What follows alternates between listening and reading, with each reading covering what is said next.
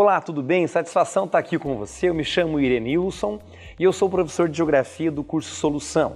E nesse momento a gente vai falar um pouquinho sobre geografia do geral e nessa aula de número 1 a gente vai falar um pouquinho sobre demografia, conceitos básicos de demografia e os principais teóricos que tratam dessa área. Acompanhe comigo no slide ali teorias e conceitos básicos em demografia e políticas demográficas. Nós temos vários teóricos, várias teorias, principalmente aquelas nascidas do século XVIII, século XIX para cá. E elas estudam os índices de crescimento populacional.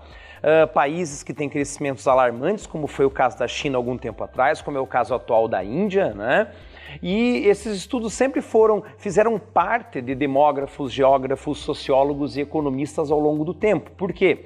Porque esses crescimentos eles não podem gerar quebra da economia, quebra do sistema de saúde e nenhum tipo de colapso. Há, assim, diversos estudos e apontamentos sobre o crescimento, a diminuição e a estabilização dos quantitativos populacionais por todo o mundo. Então acompanhe comigo a teoria do Thomas Malthus.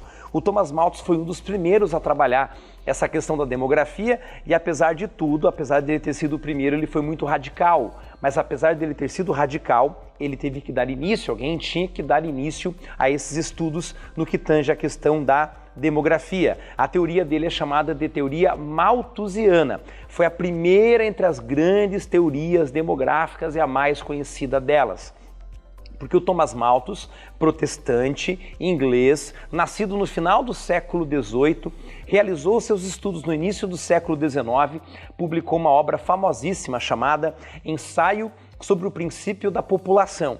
E o seu trabalho refletia uma visão governamental e uma visão religiosa da questão da população e do crescimento demográfico, registrando as preocupações de sua época. E o que ele falou? Na teoria dele, ele escreveu que a população tem crescido de forma assustadora, em PG. Na matemática a gente chama de progressão geométrica. Eu coloquei aqui no slide para vocês algo parecido, né? 2, 4, 8, 16, 32, 64, 128, assim por diante. Enquanto a produção de alimentos também cresce, só que numa proporção bem menor, na famosa PA ou progressão aritmética. Coloquei aqui para vocês também um exemplo no slide, 2, 4, 6, 8, ou seja, a produção de gente é muito maior do que a produção de alimentos. E então qual foi o alerta que o professor Malthus colocou? Que nós precisamos de um controle demográfico. O principal seria um controle moral da população, já que a população ela tem muita sede em fazer gente e ela tem poucos insumos para produzir mais alimentos. Portanto, as pessoas devem possuir menos filhos e trabalharem mais, principalmente só terem filhos aqueles que têm condições de criá-los, né? O professor Malthus também colocou no livro dele algumas questões um pouco aberrantes, como por exemplo, grandes guerras, grandes doenças, epidemias e pandemias são úteis para reduzir a população e para controlar o avanço demográfico, né? Portanto, nesse sentido, para o malthusianismo, os casais mais pobres não podem se casar e não podem procriar, porque é deles que vem essa explosão demográfica que causa aí problemas de ordem política, de ordem econômica, assim por diante. Só que, é claro, existem teóricos que vão refutar esse pensamento. Um deles foi o Karl Marx. O Karl Marx também é do século XIX e o Karl Marx tem um pensamento que coloca que a miséria é causada pela exploração. Quanto maior a exploração, maior é a miséria. E quanto maior a miséria, maior é a explosão demográfica. Ou seja, ele refutou, ele fez uma contrapartida, ele fez uma oposição às teorias do Thomas Malthus, né? No conceito das teorias demográficas. Ou seja, o principal delas foi a de Marx, que recebeu o nome de teoria reformista ou marxista. Marque lá, teoria reformista ou marxista.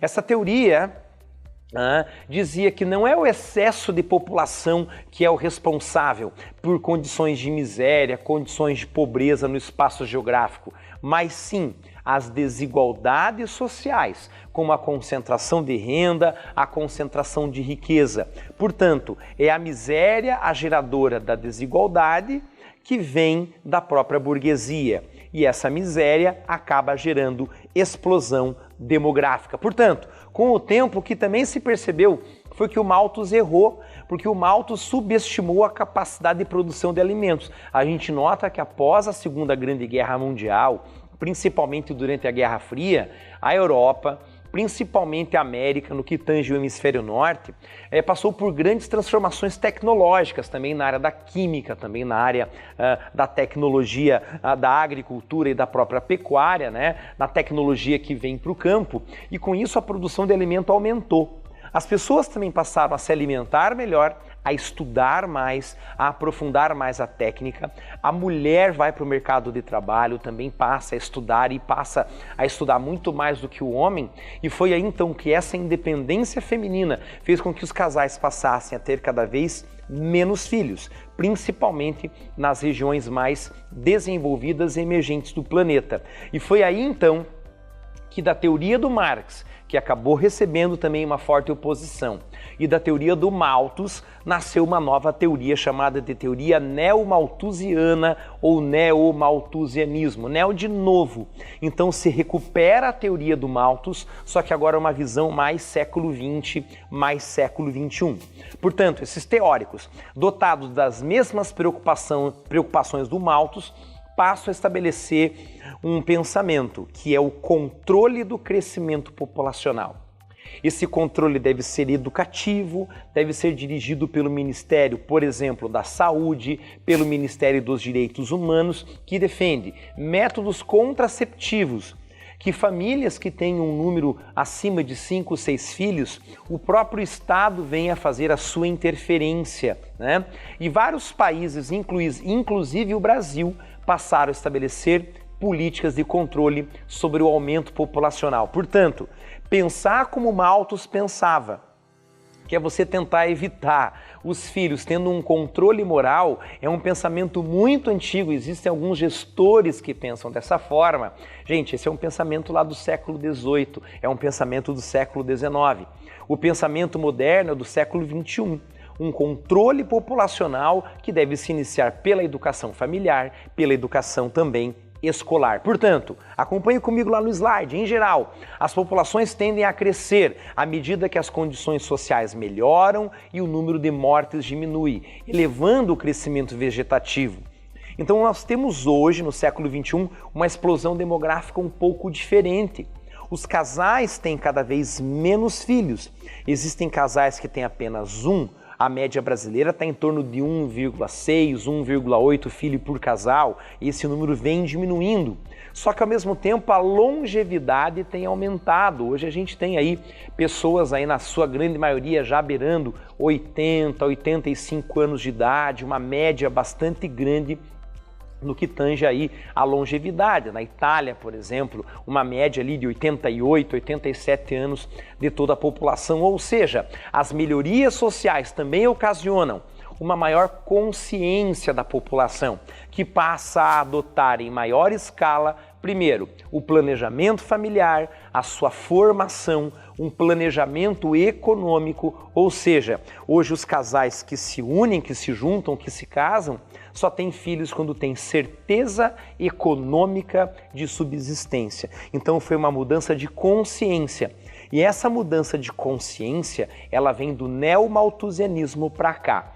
E é por isso que eu vou trazer para vocês agora o exemplo da Europa, tanto que a banca de geografia pode te cobrar exemplos como esse. Já citei o caso da Itália, que tem uma longevidade bastante alta. Na Europa, por exemplo, em outros países desenvolvidos, o problema é justamente o contrário que o Malthus pensou, que é o baixo crescimento vegetativo.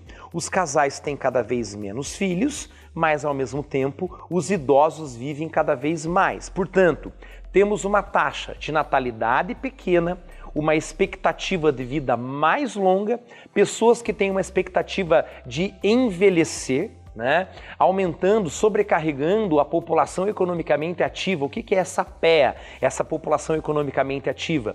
São aquelas pessoas que estão trabalhando e contribuindo para a assistência social, para a previdência pública, para a previdência privada. Ou seja, nós vamos ter um peso cada vez menor no que tange a primeira infância para a gente sustentar, mas a sociedade vai ter um peso cada vez maior de idosos e aposentados para que os trabalhadores possam sustentá-los.